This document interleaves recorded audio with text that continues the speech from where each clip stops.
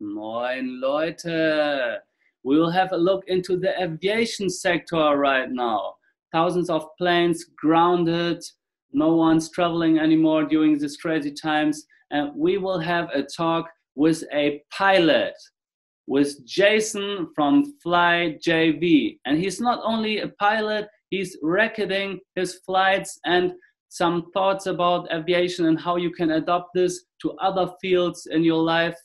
So he's started his YouTube channel 1 year ago, and one of his videos some month ago went viral with millions of views, and he is now in reach of the 100,000 subscribers. Let's check out now a little introduction of FlyJV, and then let's introduce and welcome Jason Voudri here in this talk.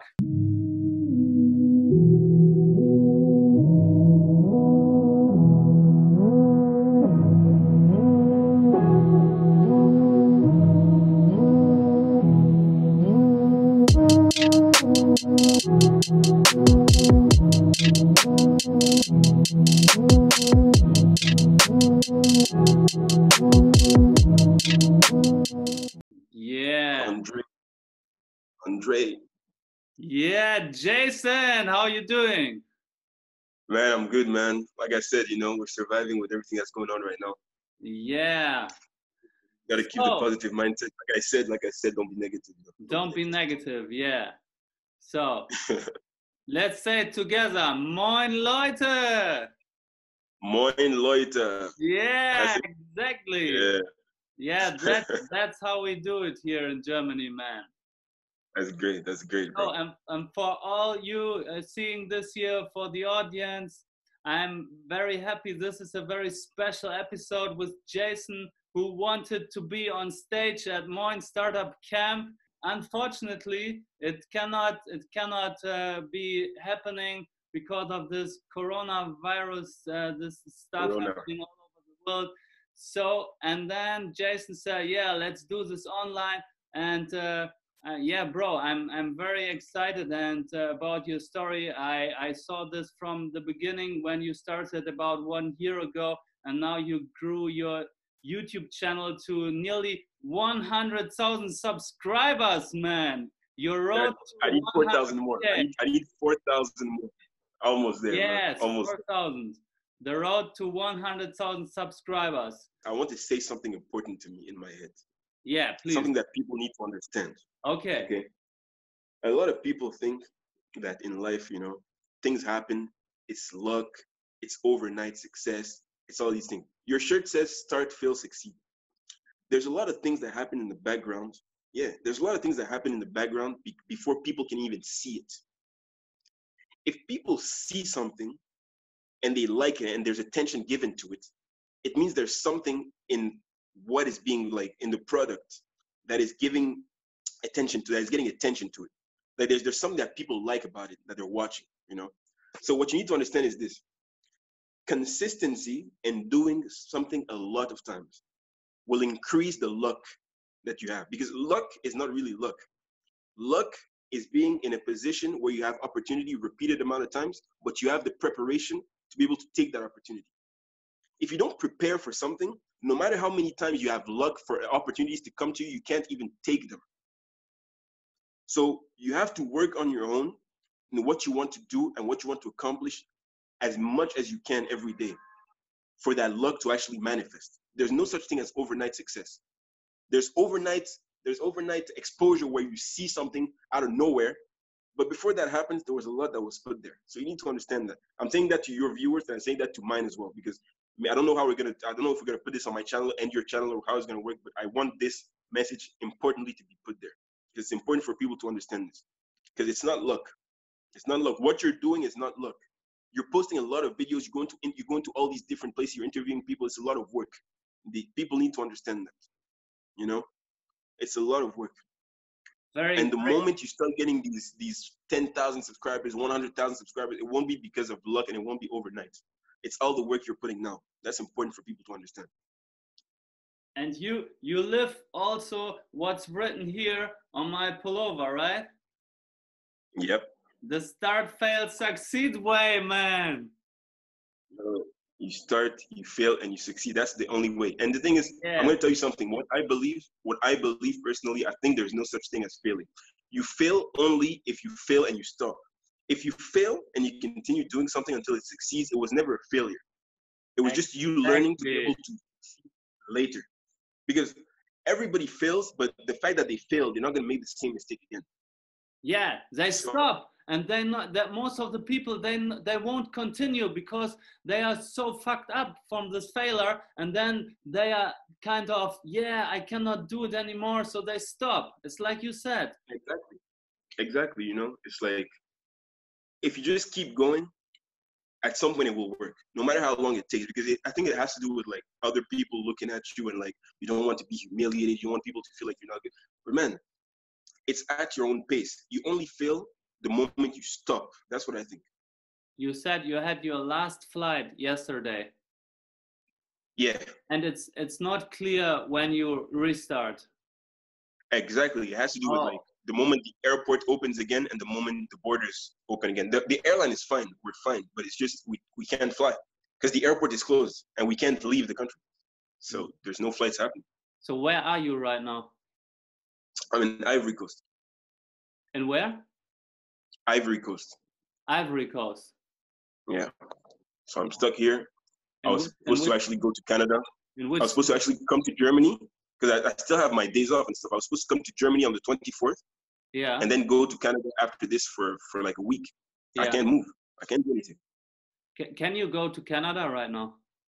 No, No. no, because Oh. here the airport is closed. Everything's closed off. So I can't leave. so you have to stay in that country right now, and Yeah, for now. and you don't know when you can continue to somewhere. You don't know. Nope. Oh. It's tough. You know Oh, what I mean? It's tough. yeah. In this progress of becoming a pilot, you have a lot of tests. You have flying and you have theoretical tests. What was the toughest situation where you said, Okay. "Wow, this is so hard to manage this," but finally you made it? What was it? Okay, so I'm gonna be completely honest with you. When it comes to like studying and everything, I never really had any big problems, but there were tough times because the biggest mental situation I would say was keeping the consistency going, always waking up and putting in the work. That was hard because why? You have to manage your time very well. There's so many subjects we have to learn because there's 14 different aviation subjects to get the airline transport pilot's license. Okay, there's 14 different subjects, and we start with 5 months to prepare 8 of them.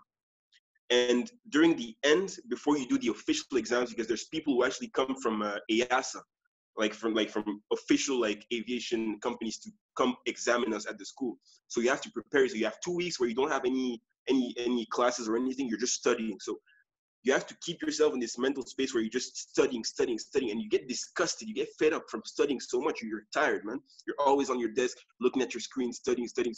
But you have to just keep yourself going. So I think that taught me to manage my time properly and just learn to meditate and just be present. Because if you let yourself be thinking about, oh, I got this to do after this, I got this to do after this, it's easy to lose yourself and just like start breaking down and just be like, okay, I'll give up, because this, unfortunately, it happened to people on my course.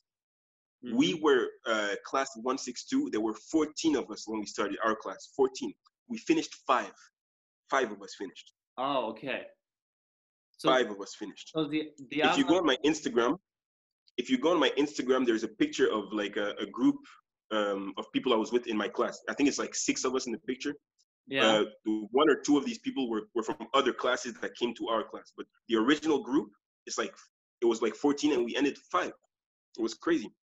On your blue shirt, there's written "Be positive, Oh, don't be negative." Is this important as man, a pilot? it is super important. And I'll explain to you why it's super important. Everything in selections has to do with the way you behave in the cockpit. If you are the pilot of an aircraft carrying 180 people and you're with your crew, you're with your captain, and something bad happens, and you start thinking about the negative consequences, oh, we're going to die, you're Yeah, not safe. you're not safe, Because right? your liability to yourself Your liability to yourself, your liability to your crew, and your liability to the people behind you who trust their lives Yeah. onto you. Your liability. And it's not your fault. Some people are like that. Some people can't work under pressure. Some people, they just, as soon as something happens, oh, they just start thinking the worst. But you can't be like that. You have to stay calm and apply the procedure. You have to always fly the plane, you know? There's a sentence in aviation, it's called fly, navigate, communicate. If something bad happens, always fly the plane first and focus on what you have to do and then apply the procedure. That's all you have to do. Mm-hmm. If you're stressing too much to be able to do it, that's a bad sign. Yeah, yeah, really, it's really interesting to hear that. So you as a captain have to spread the positivity and make sure that the others are feeling safe, even if it's a very uncomfortable situation with bad weather conditions. Exactly. And I want to clear up something because this is an interview. I'm not a captain in an airline. I'm a first officer. Ah, okay. That means you. So I have a captain. Yeah, exactly. So there's two different roles, right? There's the captain and there's the first officer, who's like the second in the rank of the crew, because there's the captain, there's the first officer, and then there's like the leader of the cabin crew, you know, the flight attendants. There's that's called the first. And then it goes down that way. So I'm the second one in command, basically. So it's really important. So I'm the first officer. And the reason I'm saying this is because in my channel, a lot of people ask me, oh, are you a captain? Are you a first officer? I'm not a captain, I'm a first officer. Okay. So and in flying, it's really necessary to have this hierarchical construct of a team, right? That only one person makes the decisions. Exactly. So there's something called CRM, which stands for Crew Resource Management, and basically it's like the way you communicate as a team in the plane, basically. So the captain, it's good. It's him who takes the decision. He's responsible at the end of the day for everybody in the aircraft. But good CRM demands that he consults with the people in his crew for what they should do. The first officer is a pilot. He's a pilot. They might have different opinions, but they have to communicate between each other to see what's the best course of action. If we take off, we start cruise, and we lose one of our engines, what are we going to do? Are we going to turn back? Are we going to continue? Are we going to land down at the closest airport? You know, we make these decisions together so that everybody at the end of the day is in the loop and something safe can happen. Because a captain should not be somebody who's rigid. He's like, okay, we do everything my way, because that can cause accidents. So you discuss the options with the captain, and then you decide together. Exactly. That's how it should be. In a perfect world, that's how it should be. Some captains don't do that. Some captains do that too much in the sense that it's the first officer who ends up taking the decision. So it has to be a balance, you know. So it's all of these things. We have to talk with the cabin crew, let them know what's happening so they can inform the passengers. They can make it, you know, we have the PA system where they can talk to the passengers, tell them what's going on. It's all of these things. Okay. So everybody has to be in the loop, know what's going on, know why we're doing things. You know, communication is key. And it's important to have that kind of mindset to be able to make a decision. You started with YouTube and recording all your flights and everything, because I would think being a first officer or a captain must be enough, right? And you started all this YouTube show on top of it. Why did this, and how did you start, and why do you do this? Okay. That's something I was preparing actually to say in the startup camp, but I'll explain to you why. So, bro, ever since I've been a kid, you know, ever since I've been young, I've always wanted to make something like that could be seen by people, to entertain and to like show, like to like explain things. I've always been like fascinated with these things. Because, you know, I grew up, I was playing video games, I was watching movies, watching shows, and there's so many things that catch my attention. So YouTube was created, and then there was like all these people doing the same things that I do in everyday life. Like you have people who get famous of like playing video games because they make walkthroughs, tutorials, how to beat a certain boss. You have people teaching you how to fix your table that's broken. You get all these people, and it works for them because they give some type of value in the way that they present their content, or it's entertaining, you know, or it's entertaining. It can be that. Some people create movies, some people create music. And I just always wanted, ever since I was in school, I was like, I need to make something that's just me. Like, what can I create that can be of value to people? Like, what kind of content can I make? And I've had my YouTube channel since 2011. 2011. Oh, Yeah, before you this started, FlyJV channel that you see. before you started So I was aviation. making exactly. So I was making videos about everything. Really, I was making videos about like boxing, like taekwondo, because I used to do a Ah, lot of martial arts when I was a kid. So I would make videos about that.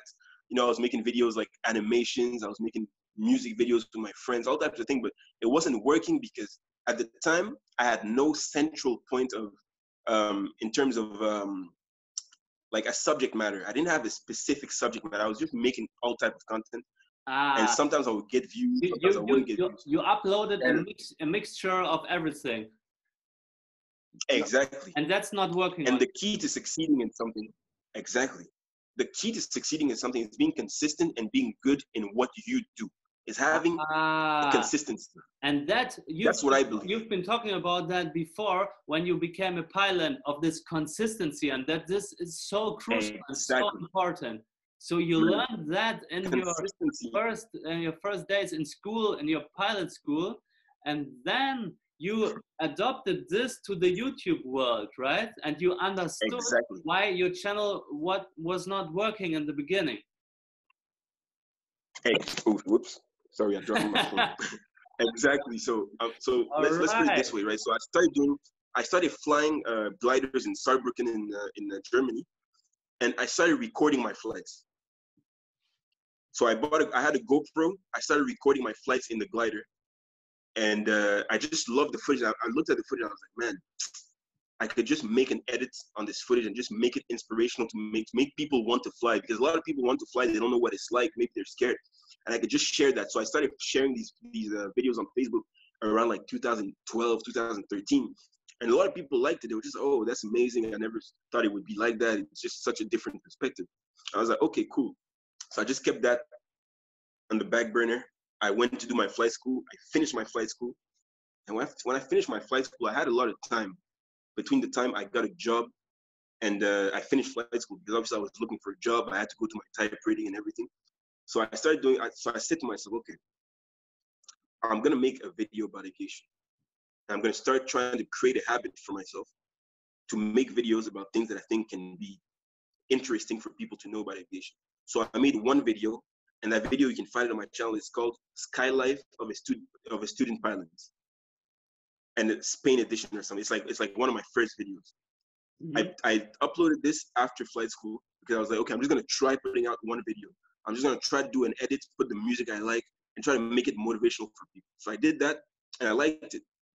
I made another one. Then I made another one. Then I made a video about the gym. Then I made another one about aviation, and then it just started like that. Mhm. Then at that time I wasn't getting many views, but I was just creating a habit for myself. It was about me for now, you know. I'm just trying to like, what kind of content do I want to make? What kind of, you know, I just started trying things and seeing what I like doing, what I thought could be valuable to people. I joined my airline, I started flying, and when I got comfortable as a pilot, I started like doing things properly, and I was getting used to the job. I was like, okay, I'm gonna challenge myself to one thing.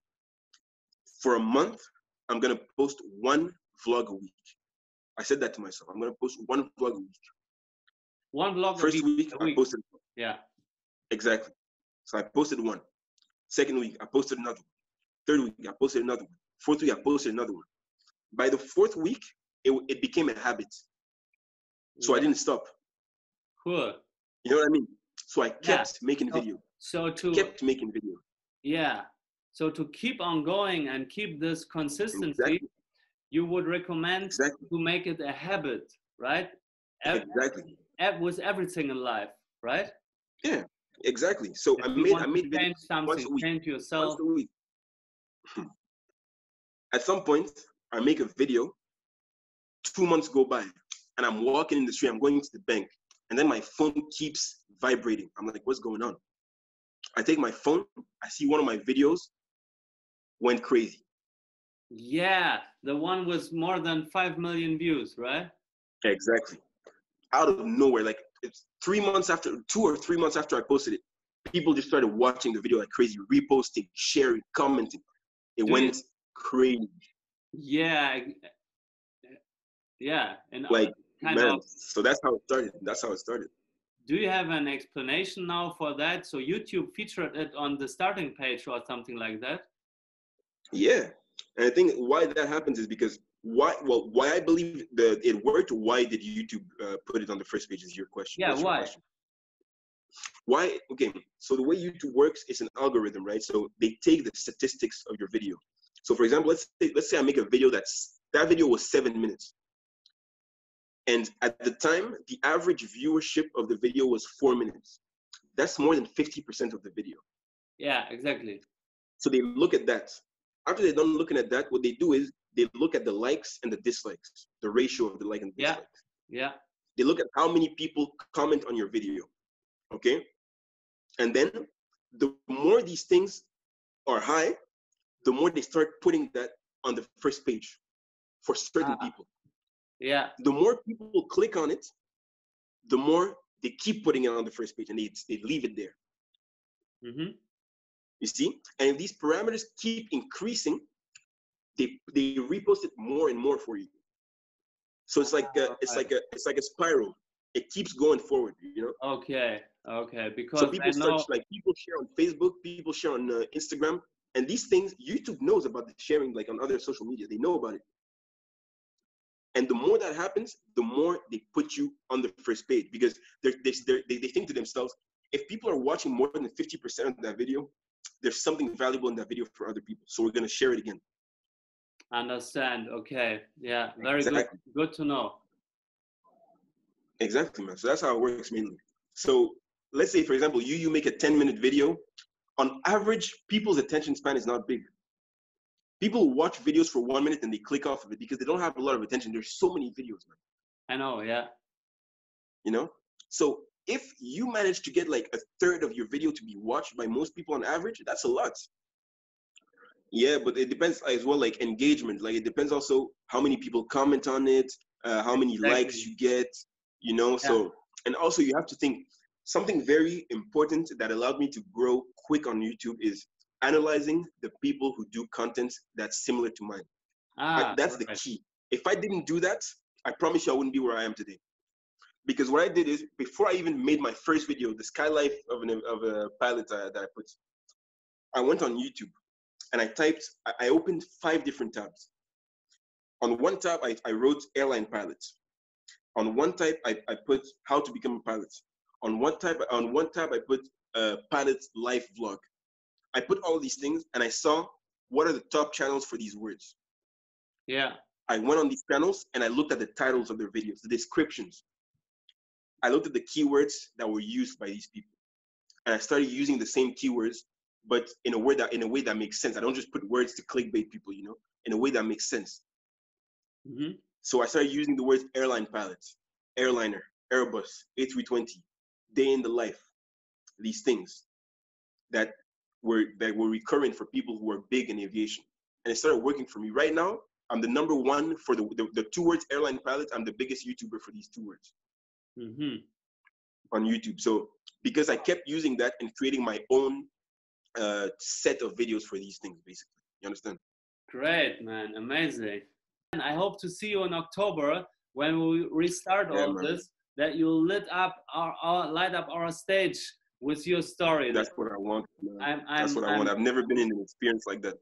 And it would be a great opportunity to be there. Yeah, man. So keep on going, and I hope that when you come to Moin Startup Camp, you will have 200,000 subscribers by October. That's a new goal. That's a new goal, Jason. New goal. Yeah, man. New goal, man. I'll keep going. Man. You keep on going. You keep your discipline, and then we see each other in October with 200,000 subscribers. Man, I'm very happy. I'm very happy it happened. At least it's the least we can do. Like, since the camp was postponed, you know, at least it's a good thing that you had the idea for us to do that. So that's great. So that's a good thing that's done, you know. Cool, man. And now I wish you all the best. Und damit bin ich raus. Bam!